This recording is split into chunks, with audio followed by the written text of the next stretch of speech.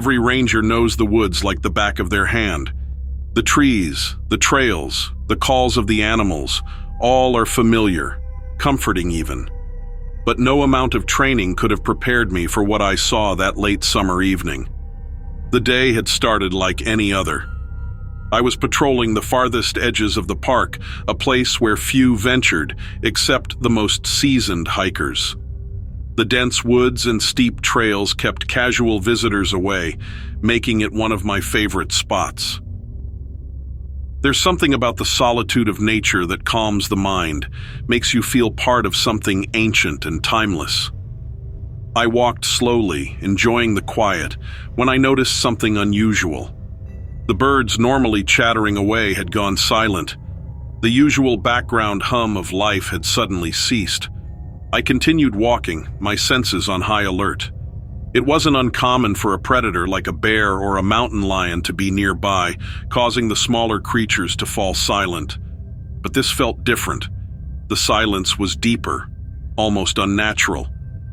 As I rounded a bend in the trail, I saw something that made me stop in my tracks. At first, I thought it was just a shadow cast by the trees. But as I squinted, trying to make sense of what I was seeing, I realized it wasn't a shadow at all. There, partially hidden among the underbrush, was a creature unlike anything I'd ever seen. It was large, but its shape was all wrong. It had the body of a reptile, covered in scales that shimmered faintly in the fading light. Its limbs were long and slender, ending in sharp claws that dug into the earth. But the most unsettling feature was its eyes, large, slitted, and glowing. For a moment I couldn't move, couldn't think. All I could do was stare at this impossible creature, my mind racing to make sense of what I was seeing. Reptiles don't grow this big, I told myself. They don't walk on two legs. They don't watch you with eyes that seem almost intelligent. Then, it turned its head, fixing me with those glowing eyes, and for a brief, terrifying moment, I felt a connection, as if it was looking not just at me, but through me, into the deepest parts of my soul. I took a step back. My heart was pounding. The creature's eyes followed my movement, unblinking, unreadable. I wanted to run, to get as far away from this thing as possible, but my feet felt rooted to the ground, as if the earth itself was holding me in place. Finally, the spell broke.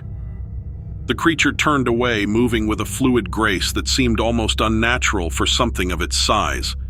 It slipped into the shadows, its scales blending seamlessly with the dappled light of the forest. Within seconds, it was gone, leaving nothing behind but the faint impression of its clawed feet in the soft earth. I stood there, trying to process what had just happened. My mind kept replaying the encounter, searching for some rational explanation. A trick of the light, I told myself again. A misidentified animal, something common that my mind had twisted into something monstrous. But deep down, I knew better. This wasn't something I could explain away. I had seen something real, something that shouldn't exist. The rest of the hike back to the ranger station was a blur. I moved quickly, driven by a need to get away from that spot, to put as much distance as possible between myself and whatever it was I had seen. The sounds that usually comforted me now felt ominous, as if the entire forest was hiding some dark secret. When I finally reached the station, I was exhausted, both physically and mentally. I wanted to tell someone what I had seen, but the words wouldn't come. How could I explain something like this? Who would believe me? So, I kept it to myself, convincing myself that it was all just a product of my playful imagination, a trick played by the fading light in my tired mind. But even as I tried to forget, the image of those glowing eyes stayed with me, haunting my thoughts, creeping into my dreams. Days passed, then weeks, and life returned to normal, or as normal as it could be. I continued my patrols, avoiding that part of the forest as much as possible. But every now and then, I would catch a glimpse of something out of the corner of my eye, a shadow moving through the trees, a flash of scales in the underbrush, and my heart would race, reminding me that the forest was not as tame as we like to believe.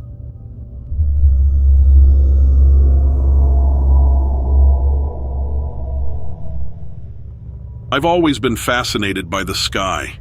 Since I was a kid, I would lie on my back, staring up at the clouds, imagining shapes and stories hidden in their fluffy forms.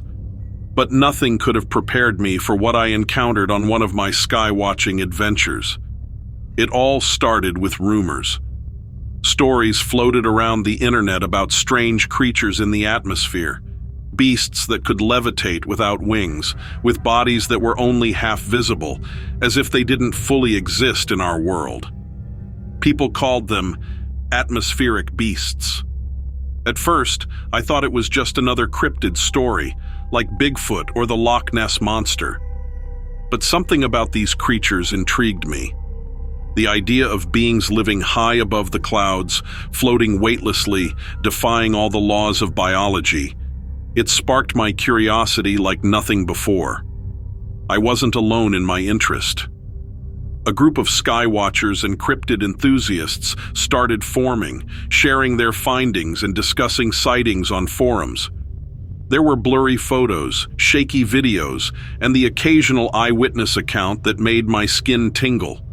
Most people dismissed the idea, calling it a hoax or overactive imaginations, but I wanted to see for myself.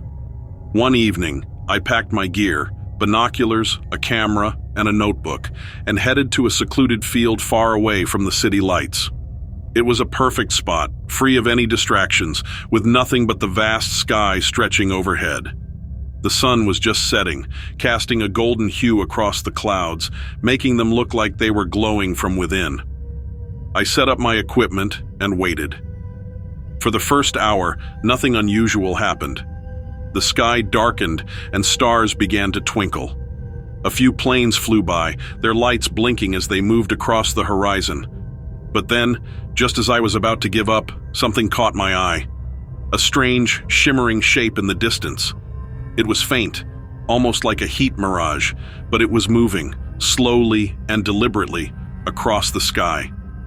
I raised my binoculars and focused on the shape. My heart raced. It wasn't a plane or a bird. It wasn't anything I had ever seen before. The thing had no wings, no clear body, but it floated effortlessly. It was semi-transparent, as if it was made of some kind of gas or mist, yet it had form, vaguely resembling a giant jellyfish, with long, tendril-like appendages hanging beneath it. As I watched, I realized that this creature wasn't just floating, it was alive. Its movements were too smooth, too intentional to be anything mechanical. The way it drifted, changing direction and speed, felt almost playful, like a whale gliding through the ocean. I quickly grabbed my camera and snapped a few photos, but the creature was so faint that it barely showed up on the screen. I felt a rush of frustration, but also awe. This was real. This was one of the atmospheric beasts. Over the next few hours, I spotted more of them. Some were larger, some smaller, but all shared the same ghostly, translucent quality. They seemed to appear out of nowhere, emerging from the clouds and disappearing just as quickly. At times, they hovered in place, as if watching me, before drifting away into the night sky. I could hardly believe what I was seeing. These creatures defied all logic. They didn't seem to follow the rules of physics or biology as we know them. They floated without wings, suspended in the air without any visible means of support. And their bodies, if you could even call them bodies, shifted and rippled like water, sometimes becoming almost invisible before solidifying again. It was mesmerizing. I stayed there until the early hours of the morning, watching them glide silently across the sky. I felt a deep sense of wonder, mixed with a strange fear. These beings were unlike anything on Earth. Were they creatures from another dimension? Or perhaps they were ancient beings that had always been there, hidden from our view, only revealing themselves to those who looked closely enough.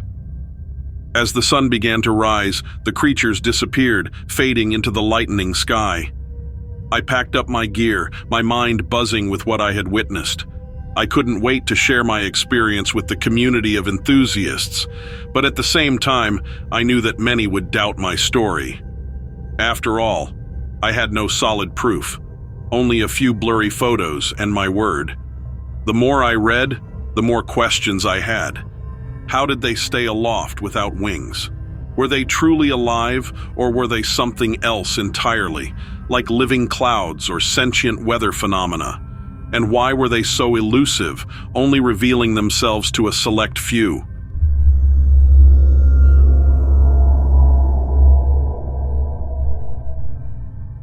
It was a warm summer day, and I decided to go on a hike. The trail was one I had been on many times before, winding through the tall pine trees and rocky terrain. The air smelled fresh, with a mix of pine needles and earth, and I could hear the soft rustling of leaves as a light breeze whispered through the forest. I was alone, but I didn't feel lonely. Nature has always been a place of comfort for me. The birds chirped overhead, and the sound of a nearby stream followed me as I made my way along the path. The trail wasn't steep, but it was rugged. Loose rocks shifted under my feet, and tree roots wound across the ground like veins. About an hour into my hike, I reached a small meadow. It was peaceful and quiet. As I took a moment to catch my breath, I noticed something moving in the distance. At first, I thought it was a rock or a shadow, but then I realized it was a group of mountain goats.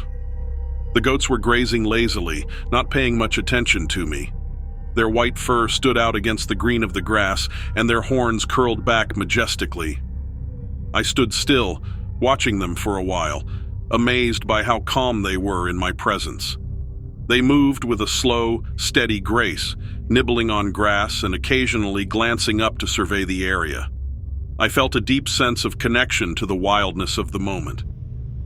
After a few minutes, I decided to continue on my hike, feeling rejuvenated by the encounter with the goats. The trail narrowed again as it led me back into the trees. The shadows were deeper here, and the air felt cooler. But I wasn't worried. I had been hiking for years, and this forest was like a second home to me. As I walked further, I became aware of how quiet it had suddenly become. The birds had stopped singing, and even the breeze seemed to have stilled. The only sound was the crunch of my boots on the dirt path. I felt a slight unease creeping in, but I pushed it aside, telling myself it was just the natural quiet of the forest. But then, something strange happened. I came around a bend in the trail, and there, just a few yards ahead of me, was something I had never expected to see. At first, I didn't know what I was looking at. My mind raced to make sense of the shape standing in front of me. It was tall. Its body was covered dark hair, almost like the fur of an animal, but not quite. The hair was matted in places, hanging in uneven tufts from its arms and legs. It stood on two legs, just like a person, but it was broad and muscular, its shoulders wide and its arms long. I froze in place, my heart pounding in my chest. I couldn't believe what I was seeing. It had to be Bigfoot. There was no other explanation. The creature stood still, staring at me with eyes that were dark and deep, almost thoughtful. It didn't make a sound. It didn't move toward me or away from me. It just watched me, as if it was as surprised by my presence as I was by its... For a moment, time seemed to stop. I was too shocked to move, too mesmerized by what was happening. I had heard stories of Bigfoot before, tales passed down from other hikers and campers, but I never thought I'd see it with my own eyes. The stories never seemed real, just myths or legends meant to spook people out in the woods. But now, standing there, face to face with this creature, I knew the truth. Bigfoot was real. And yet, despite its size and the strangeness of the encounter, I didn't feel afraid. There was something almost calm about the creature. It didn't seem aggressive or threatening. It just was. A part of the forest, like the trees, the rocks, and the streams. Maybe it had been here all along, living quietly in the shadows, far away from the eyes of humans. Though it was probably only a few seconds, the creature shifted slightly. Its muscles tensed, and it took a step back. Then, without making a sound, it turned and walked away. Its movements were surprisingly smooth for something so large. I stood there, staring after it, trying to process what had just happened. For a few minutes, I didn't move. I couldn't. Part of me wanted to run after it, to see where it was going, but I knew that would be foolish. Whatever it was, it had left, and chasing it into the dense forest would only lead me deeper into the unknown.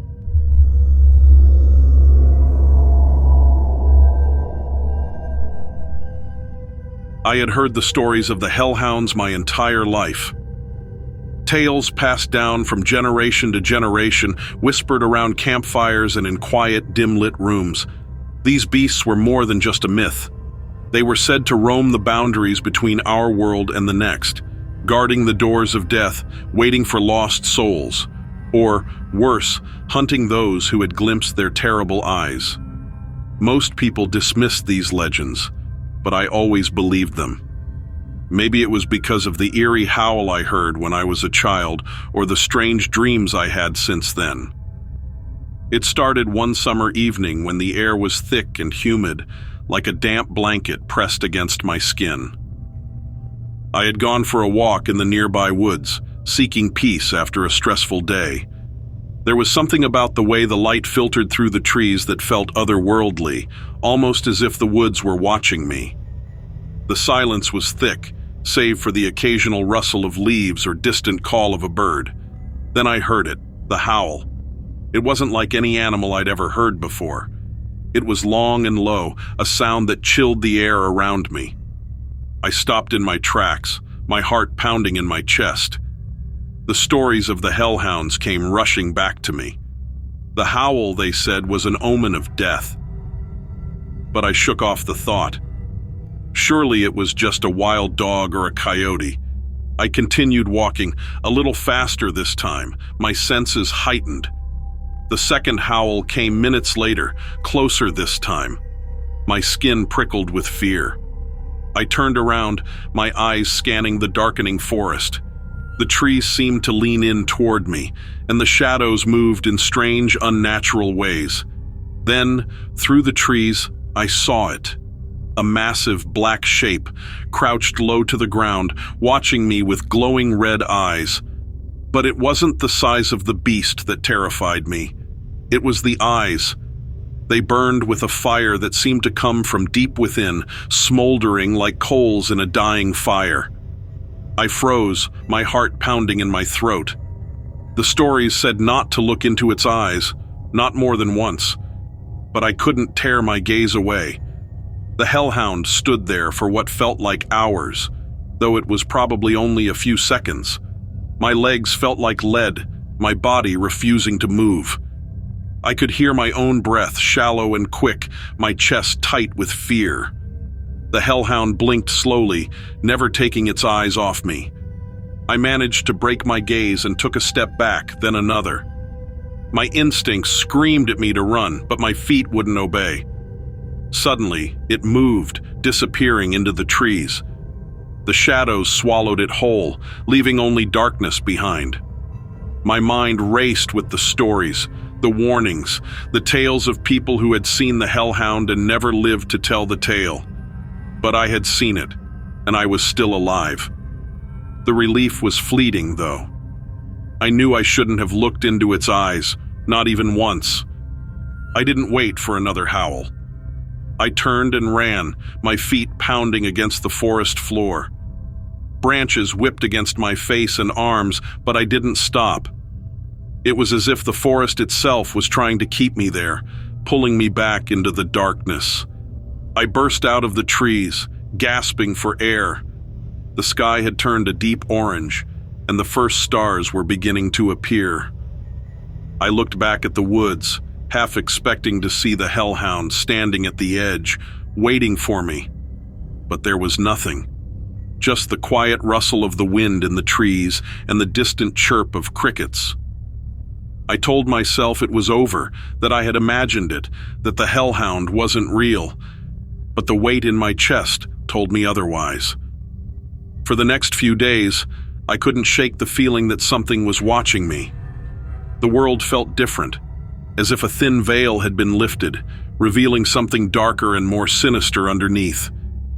I heard the howl again, once in the dead of night, and then again when I was alone in my house. Each time the sound chilled me to the bone, a reminder that the hellhound was still out there, somewhere, waiting. And then, one evening, it came again. I was sitting by the window watching the sunset when I saw movement in the field outside. There, standing at the edge of the woods, was the hellhound.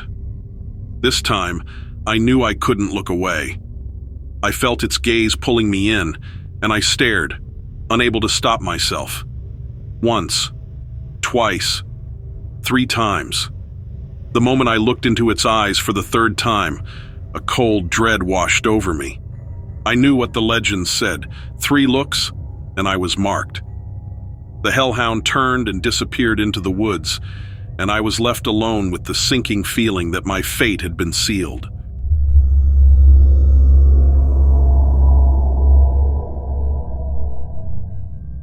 We had been camping for 2 days in the middle of nowhere. My friends and I had picked this spot because it was far from the city, deep in the woods, where the night sky felt like it could swallow you whole. The stars shone so brightly, like little pinpricks in a black velvet curtain, and we could see more of them than I'd ever imagined. It was peaceful out there, just the crackling of the fire, the chirping of crickets, and the occasional rustle of wind through the trees. The smell of burning wood filled the air, mixing with the faint scent of pine needles and earth. We sat around the campfire, soaking in the warmth and the quiet. The orange flames danced and flickered, casting shadows on our faces. It was one of those nights where time seemed to slow down. There was no rush, no hurry to do anything, and we felt small beneath the vastness of the sky. Out of nowhere, something caught my eye in the sky. It was quick, almost like a flash, but I thought I saw something moving up there. I wasn't sure if my eyes were playing tricks on me or if it was just a shooting star, but it didn't seem right. It wasn't just a streak of light across the sky, it was something else. It moved too fast and then it was gone. I shook it off, thinking maybe I was tired or seeing things. A few moments passed and I saw it again. This time it wasn't a flash. It was like a weird glowing object just hovering in the distance. It was high up, way above the treetops, and it wasn't a plane. I had seen planes before, and this didn't look like one. It was round, with lights circling around it. The lights were strange too, bright, but not the usual red or white lights you'd see on an aircraft. They were more like a mix of colors, shifting between blue, green, and white, almost like they were spinning. I wasn't the only one who noticed it. We all looked up, staring at this thing that just seemed to hang there in the sky. It didn't make any noise, at least not that we could hear. It was completely silent, which made it even weirder. Usually when a plane flies overhead, you hear the engines, but with this, there was nothing, just stillness. The object hovered for a few more seconds, then shot across the sky faster than anything I'd ever seen. It zipped from one side of the horizon to the other in a split second, almost like it had disappeared into thin air. One moment it was there, and the next, it was gone. I tried to think of what it could be. Maybe it was some kind of drone, I thought, but it didn't act like any drone I'd ever seen. It didn't make any sound, and it moved too quickly, too smoothly. There was no way it was a helicopter either. A helicopter would have made a lot of noise, and this was completely silent. I thought about all the possibilities. Some kind of new military aircraft, maybe? But it didn't seem like that either. It didn't look like anything we'd seen before. We kept our eyes on the sky, hoping it would come back, but it didn't. The stars continued to twinkle like normal, and everything felt quiet again. The campfire crackled, and the wind rustled through the trees as if nothing had happened,